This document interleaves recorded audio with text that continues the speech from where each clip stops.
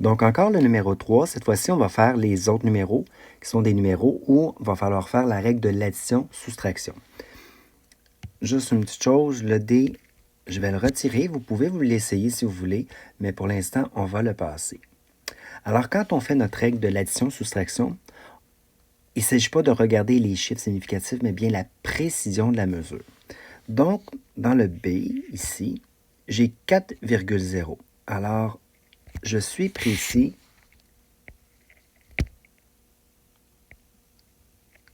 dans les dixièmes.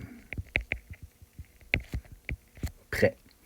Alors que le 12 est précis à l'unité. Celui qui est le moins précis, c'est donc le 12, car je n'ai pas de chiffre après la virgule. Et là, ma réponse doit avoir la même précision que celui qui est le moins précis. Ça veut dire qu'il va falloir que j'écrive ma réponse à l'unité. 12 plus 4 donne 16. Alors, je vais écrire 16. Et je vais arrêter donc à l'unité. Je ne mettrai pas de virgule 0 ici. Si j'y vais avec un autre numéro, par exemple J, alors 37,7 plus 141. Donc, ce que je peux faire, je peux aussi écrire tout de suite ma réponse. Donc, 154,7.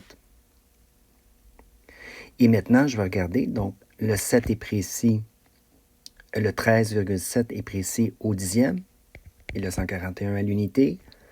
Encore une fois, le moins précis, c'est celui qui est à l'unité.